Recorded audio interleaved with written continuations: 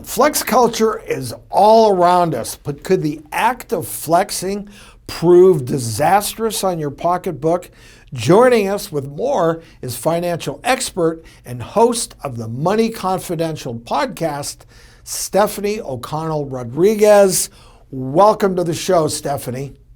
Thank you for having me. You know, Ashley has the means, I think, to safely flex without ruining her finances. But explain how for other people, flexing is destroying their finances. Yeah, so we talk a lot about price when we talk about flexing. So for Ashley, it might be the price of her place that she's renting or her handbag or her car. But the cost is different for each of us, even if the price is the same. And that's because our means are all very different. So Ashley's clearly very successful. So $1,000 on a trip for Ashley might be different than spending $1,000 for somebody who has a lot of student loan debt, or who doesn't have savings should they lose their job, or who would have to put that trip on a credit card with 25% interest. So I think when we're talking about flexing, we can't just look at what the price was of the item. We have to think about the trade-offs that we're also making to afford those items big picture. What are some of the things people flex that are bad ways to spend their money?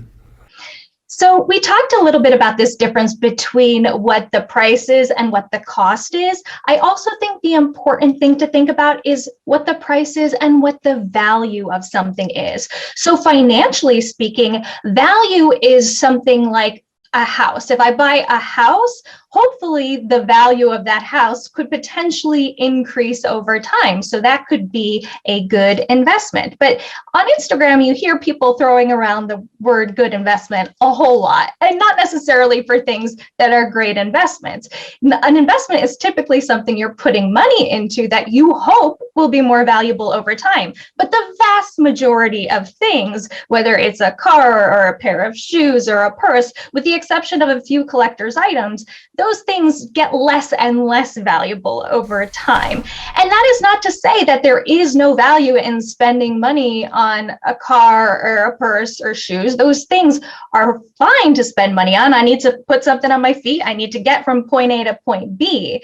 But that's an expense. That's not an investment. And so the key for me is, how do I make sure that that expense fits within the reality of my means and is providing value to my life?